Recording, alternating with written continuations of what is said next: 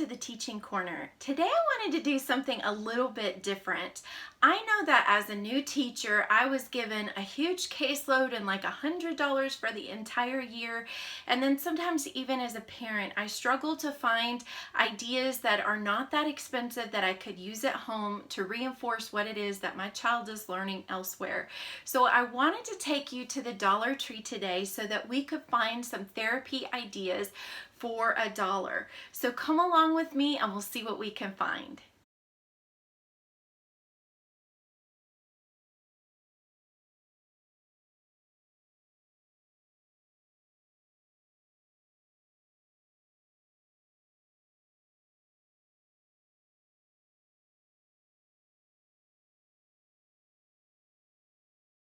Well, here I am at the Dollar Tree. Let's go inside and see what they have that we could use for Orton-Gillingham. Come on.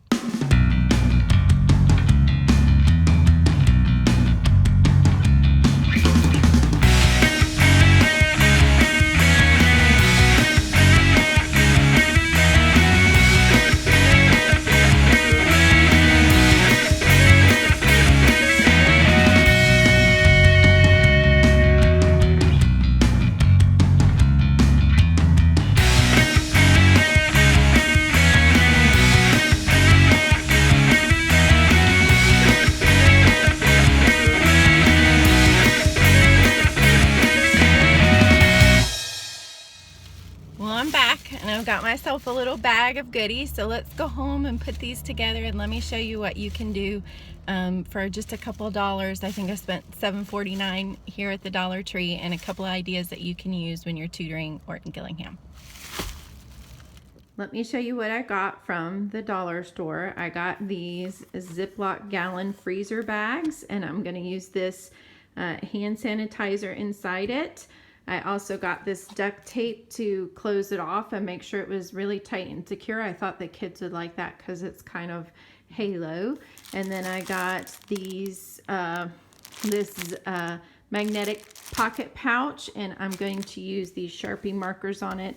And I found these really cool glitter letters, as well as this multi-pack of colored index cards, and I'm going to show you a couple different ways that you can use these.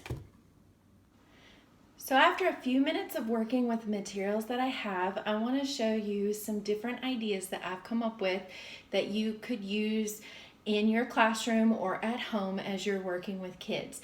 The first thing was I just took those glitter letters that we found and the cards that, the index cards that I got, and I put the letters on top of the cards, and then I made the alphabet with it. So what I did though is I put the consonants on one color and the vowels on another. That way, as you're going through the cards, the kids can focus on whether or not it's a vowel or consonant.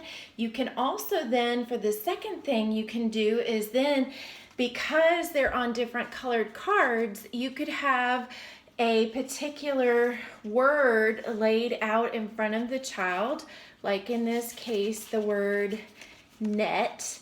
And then you could either have them like change the first sound, change the last sound, or you could say change eh to ah, and then they would have to put the ah sound there to make the word not.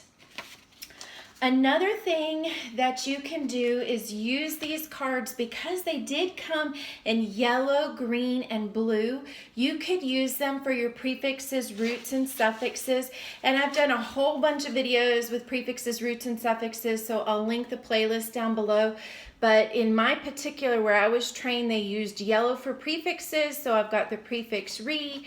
Then you could do on your greenish colored card the word, this is port, and then on the bluish colored card is the suffix er. So you can use color coding, and I'll also put a link down below for a video that I did on color coding and how you can use index cards to help kids study. So that's another thing that you can do. You could also use the index cards for syllable division, and I'll put a link down below to a video that I did on that. But basically, you know, you could have the student dot the vowels. So in this case, they would dot the A, dot the I, and then they would swoop the syllables. I have my kids put their fingers on the letters and count how many are in between, and they would tell me 2, and I would say, okay, then we're going to swoop between the 2, and they would swoop it. And then they have the word rabbit. But the cool thing is with our swooping is then they could take that and cut it, and now you have the 2 different syllables. So again, another way you could use this then is after you've done multiple of these, you could shuffle them around on the table and the kids could make words, even if they were make-believe words. If they were following the same rabbit pattern, they would be able to come up with different words. So something else that you could do is, because these came with a pinkish reddish card, is you could do your red words on here, and I'll put another link down below for the video that I did on red words, but you could do your red words. And the cool thing is I found this pouch, so I went ahead and I drew lines at the top using the Sharpie marker. So this store didn't have the screens that I was looking for, and I'll put a link down below for the video for screenwriting, but it does have texture up here. This is like a clear pouch down here, so the kids could still get some kinesthetic feeling from it.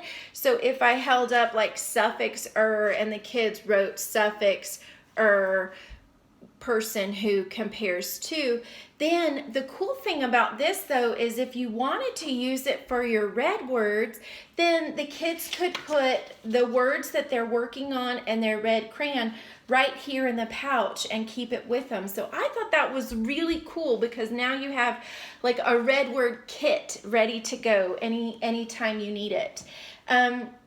Another thing that you could use the index cards for is vowel tents. And the nice thing about these being different colors is if you write the vowel, I'm going to try to show you here. If you write the different vowels on different colors, and I had to go find one white one, but then you can say a word, like you could say bit, and the child holds up the it, and they say I says I. Or bot. O says ah. And you want to be sure that you do it on both sides, because if you're sitting on the opposite end of the table as the child, you want to see what it is that they're holding up to make sure that they're giving you the right sound. But then you can also use nonsense words, like you could do plat.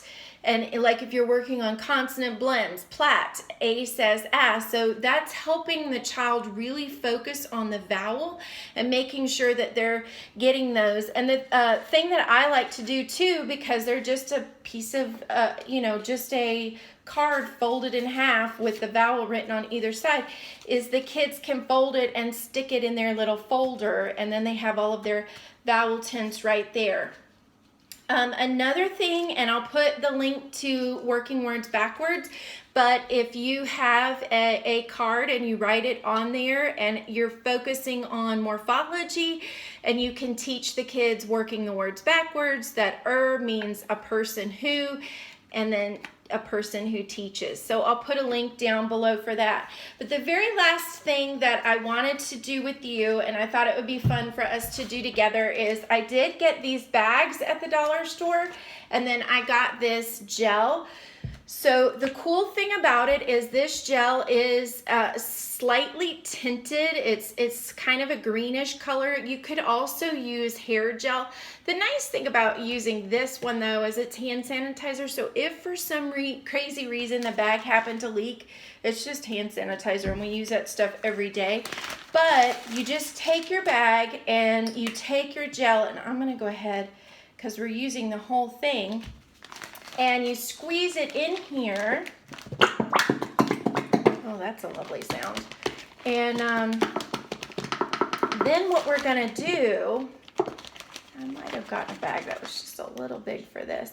You can also do this with paint. Of course, the slight danger with paint is if they were to accidentally squish it out, you'd have paint everywhere. But you can close this up, try to squeeze out as much air as you can, but then you kind of squish it out, and now when the kids are writing, like if you have your suffix you can even put your card underneath it, and they can see, I'll hold this up, they can see through the bag as they're tracing, but it gives a tactile, fun way for the kids to trace.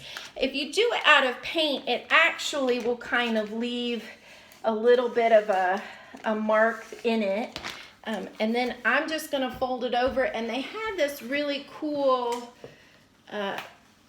tape that I just wanted to be sure that it wasn't gonna squish out the top. So I'm just gonna wrap this around like this. Hold on, let me try to get some of that gel out of the top there. But I'm gonna just wrap this around like this so that it doesn't accidentally break open. And then we have a really cool kinesthetic way for the kids to write their different letters and sounds, that if you have kids who really love squishy stuff, this is a great tactile thing for them to do too. So anyway, that's, I think, 9 or 10 different things that I shared with you today, that easy, cheap things that you can get at the dollar store so that you can use it when you're doing your Orton-Gillingham tutoring with your students. They're fun, cheap, easy things for you to do. I hope that was helpful. If it was, please like, share, and subscribe, and I'll see you later. Bye.